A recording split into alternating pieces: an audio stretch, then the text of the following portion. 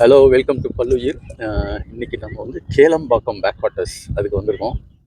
சென்னையில் ஒரு ID காரிடாரில் greater flamingos இருக்குன்னு சொன்னோன்னே எங்களுக்கு ரொம்ப ஆச்சரியமாயிருச்சு. சரி, இது பார்க்கலாம் அப்படின்னு வந்திருக்கோம். அங்கே பாருங்க, தூரத்தில் வந்து நின்றுட்டு இருக்கு. இதை வந்து நம்ம எப்படி எக்ஸ்ப்ளோர் பண்ணலாம்? நடந்து போய் எக்ஸ்ப்ளோர் பண்ணலாம், இல்லைன்னா ஒரு போட்டில் போய் எக்ஸ்ப்ளோர் பண்ணலாம்.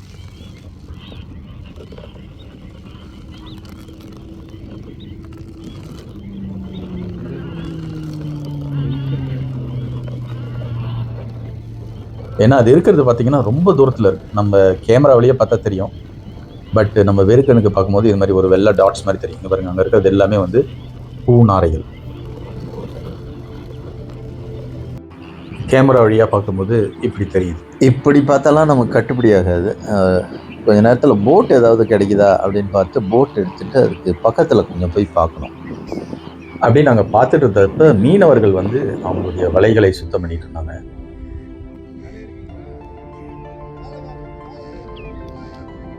அவர்கிட்ட கேட்டோம், எங்களை கொஞ்சம் கூப்பிட்டு போகிறீங்களா அப்படின்னு. இல்லைப்பா, எங்களுக்கு வேலை இருக்குது அப்படின்னு சொல்லிட்டாரு. சரி, வேறு யாராவது வருவாங்களா அப்படின்னு சொல்லிட்டு அப்படியே வெயிட் பண்ணோம். அப்புறம் இன்னொருத்தர் வந்தார். சரி, நான் கூப்பிட்டு போய் காட்டுறேன் அப்படின்னு சொன்னார்.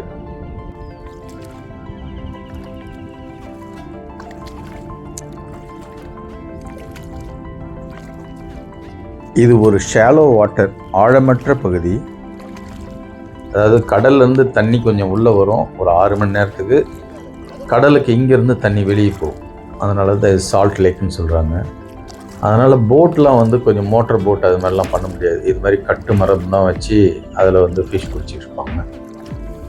நான் எப்படி உட்காரலாம்?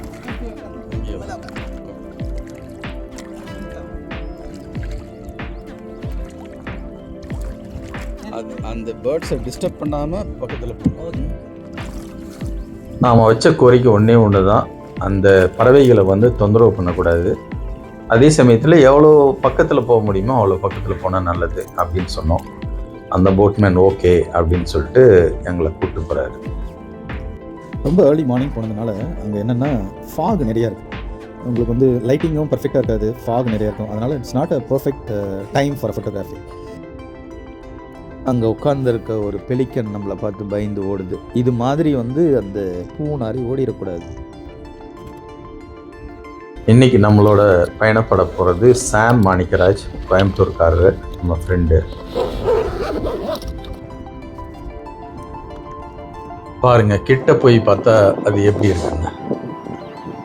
போட்டு தண்ணியில் ஆடிக்கிட்டே இருக்கும். அதனால் ஸ்டெடி ஷாட் எடுக்கிறது வந்து கொஞ்சம் கஷ்டம்.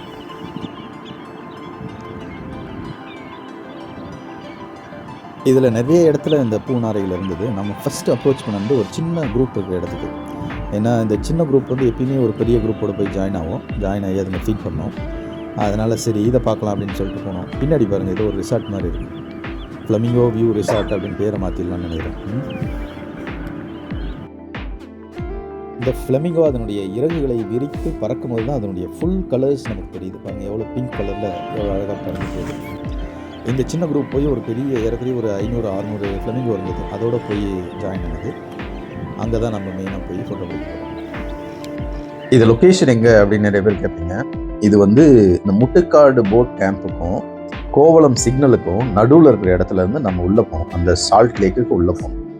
இந்த ஃப்ளமிங்கோ கூட சேர்ந்து நீங்கள் மற்றும் பல வாட்டர் பேர்ட்ஸ்லாம் பார்க்கலாம். பிளாக் விங்டு ஸ்டில்ட் அப்படின்னு சொல்லுவாங்க, ப்ரௌன் ஹெடட் கல் அப்படின்னு சொல்லுவாங்க, இல்லைன்னா normal gulls, plus painted stork and spot bill pelican, இது எல்லாமே பார்க்கலாம்.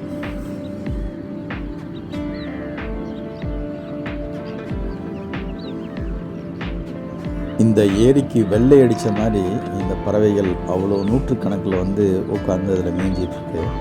அப்படியே பின்னாடி பாருங்கள், எவ்வளோ குப்பை கொட்டி வச்சுருக்காங்க பாருங்கள். இது வந்து ஒரு சால்ட் லேக்கு, ஒரு பேக் வாட்டர்ஸ் ஏரியா. இது ஒரு எக்கோசிஸ்டம். இதில் வந்து ஃப்ளமிங்கோ மாதிரியான ஒரு மைக்ரண்ட் ஸ்பீசிஸ்லாம் வருது அப்படின்றப்ப இது வந்து எவ்வளோ இயற்கை வளமான பகுதி. அதில் வந்து நம்ம வந்து குப்பையை கொட்டி அதை வந்து அசுத்தம் பண்ணிகிட்ருக்கோம். அதனால தான் இது மாதிரியான இயற்கையான நிகழ்வுகள்லாம் நடக்காமல் போயிருக்கு. நம்மளால் ஏன் பறவைகளை சிட்டியில் பார்க்க முடியல, ஏன் மைக்ரண்ட் ஸ்பீசிஸ்லாம் இங்கே வரமாட்டேங்குது அப்படின்னா இது மாதிரி நம்ம அதை பொல்யூட் பண்ணுறதுனால தான். அதனால் அது கொஞ்சம் கான்ஷியஸாக இருக்கிறது நல்லது.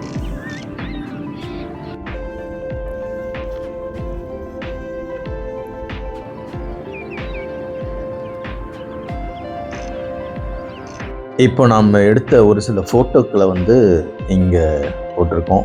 Hope you enjoy this trip. இன்னொரு எக்ஸைட்டிங்கான பிளேஸ்லேருந்து பல்லுயிரில் உங்களை மீண்டும் சந்திக்கிறோம்.